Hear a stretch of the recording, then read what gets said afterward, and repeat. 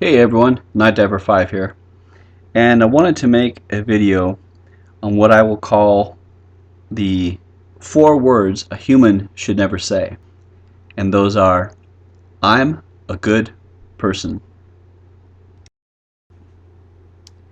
Now in Mark 10:17 we see it says, And when he was gone forth into the way, there came one running, and kneeled to him, and asked him, Good master, what shall I do that I may inherit eternal life? And Jesus said unto him, Why callest thou me good? There is none good but one, and that is God. So God the Father, Yahweh, He's the only one that's good. And that's what we need to continually compare our lives to, is Yahweh's righteousness, His definition of righteousness. We cannot be accurate if we justify our lives by comparing them to other humans, saying, well, he's bad, or he's good, well, he's been in jail, well, I saw this guy steal something from work, well, this girl gossips, well, all that kind of stuff. That's nonsense when it comes to biblical righteousness. And in Romans 3:23, we see that it says, For all have sinned and come short of the glory of God.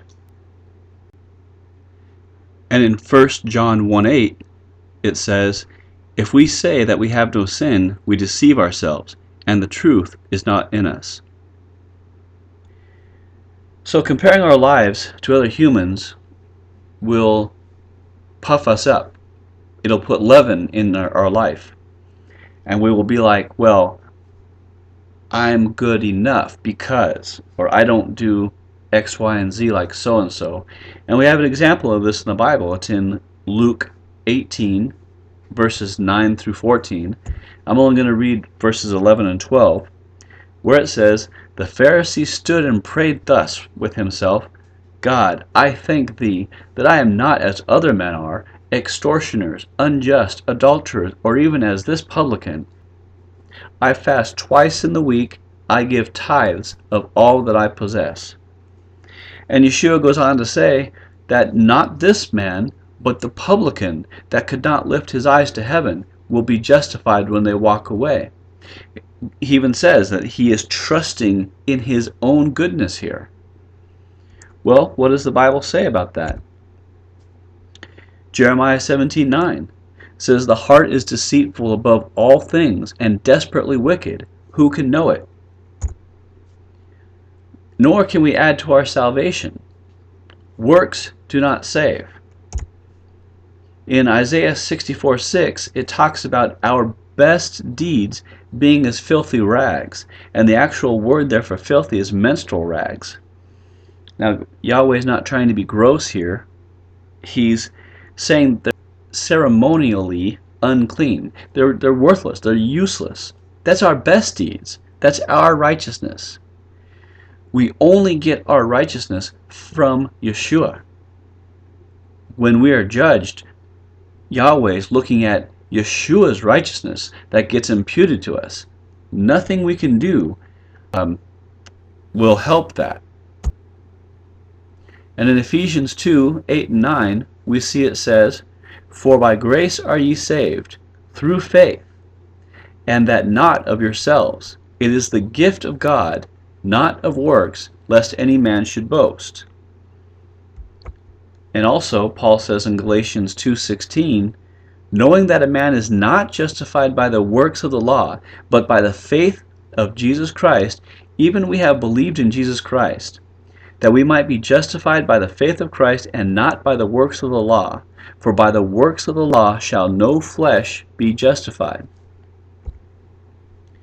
So when we don't take the Bible seriously, and we don't understand it for what it says, that's when false doctrines start to creep in.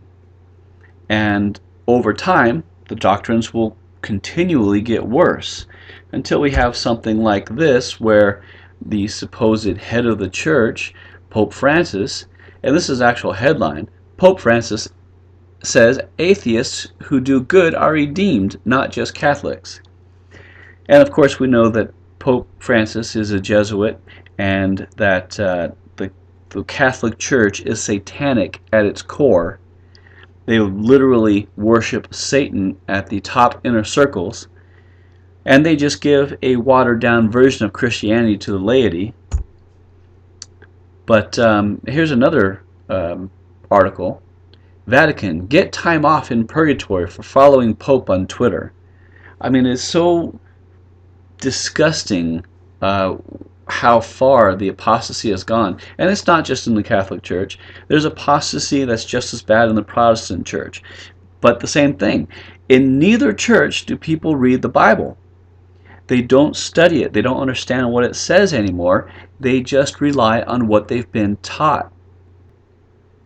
So the point that I'm trying to make here is that we need to stick very carefully to doctrine.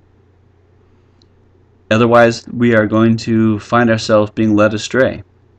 And one of those concepts is that we are not good people. No one. I'm not a good person. Yes, I try to do good things. I try to put other people first and that type of thing, but I know I'm not a good person in the biblical sense of the word. And one of the reasons I'm bringing this up right now is that I believe the rapture is extremely close. I believe it's going to be inside 2013. And the only people that we know of that are guaranteed to miss the rapture are the people in the Church of Philadelphia in Revelation chapter 3 verses 7 through 13. So we need to do everything that we can to strive to be in that church in a spiritual sense of the word.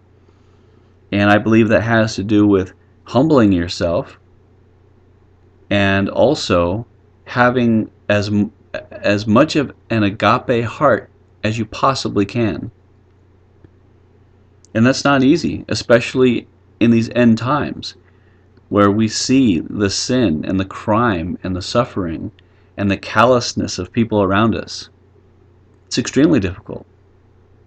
But I believe that's what we need to strive for as much as we can. And in order to do that, you have to be sound doctrinally. So that's all I have for you tonight. Thank you very much, and leave comments.